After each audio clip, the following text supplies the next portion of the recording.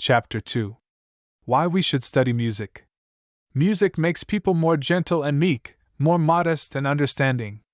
Martin Luther. 1. It was this same music lover who said once, "Music is the fairest gift of God." Just these words should be a sufficient answer to the question which we have asked in this talk, but a little more may make it clearer. Here we are, gathered together to talk about music. We know music is pleasing. To many of us it is even more than a pleasure. Of course, it is difficult to get the lessons properly, and we must struggle and strive. Often the way seems so rude and stony that we cannot advance. We are hurt, and hot tears of discouragement come, and we sit down dejected feeling it were best never to try again. But even when the tears flow the fastest we feel something within us which makes us listen. We can really hear our thoughts battling to tell us something, prompted by the heart, we may be sure. And what is music making our thoughts say? Have I not been a pleasure and a comfort to you? Have I not set you to singing and to dancing many and many times? Have I not let you sing your greatest happiness? And am I not ever about you, at home, in school, in church? Even in the streets I have never deserted you. Always, always I have made you merry. But this was music you heard. Now you have said you wished to know me yourself, to have me come to dwell in your heart that you might have me understandingly, and because I ask labor of you for this, you sit here with your hot tears in your eyes and not a bit of me present in your heart. Listen!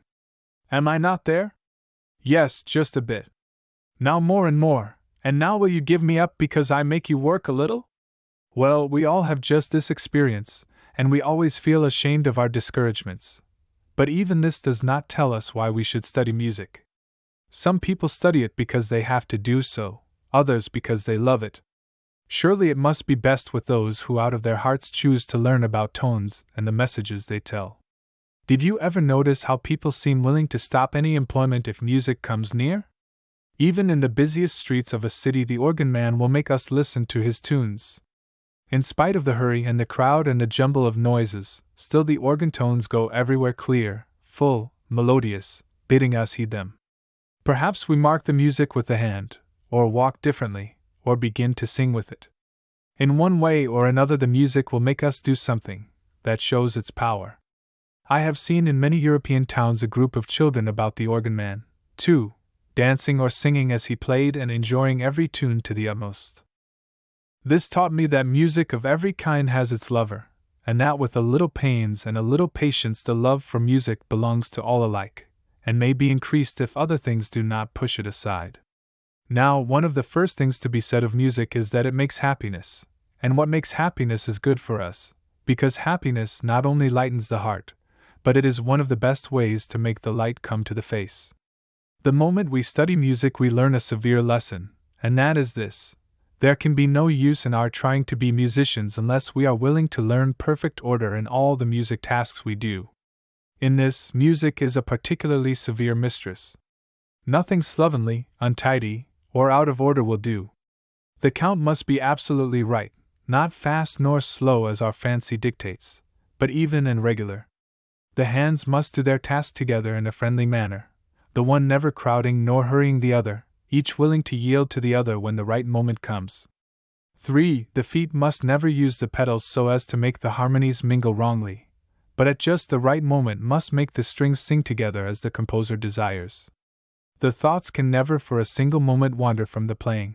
They must remain faithful, preparing what is to come and commanding the hands to do exactly the right task in the right way. That shows us, you see, the second quality and a strict one of music. It will not allow us to be disorderly, and more than this, it teaches us a habit for order that will be a gain to us in every other task. Now let us see. First, we should study music for the happiness it will give us. Second, we should study music for the order it teaches us. There is a third reason. If music gives us happiness, do we not in learning it gain a power to contribute happiness to others? That is one of the greatest pleasures in learning. Not only does the knowledge prove of use and joy to us, but we can constantly make it useful and joy-giving to others. Does this not teach us how thankful we should be to all those who live usefully? And think of all the men who have passed their lives writing beautiful thoughts, singing out of their very hearts, day after day, all their life long, for the joy of others forever after. In our next talk, we shall learn that pure thought, written out of the heart, is forever a good in the world. From this, we shall learn that to study music rightly is to cultivate in our own hearts the same good thought which the composer had. Hence, the third reason we can find for studying music is that it makes us able to help and to cheer others, to help them by willingly imparting the little knowledge we have, and to cheer them by playing the beautiful thoughts in tone which we have learned. These are three great reasons, truly, but there are many others. Let us speak about one of them.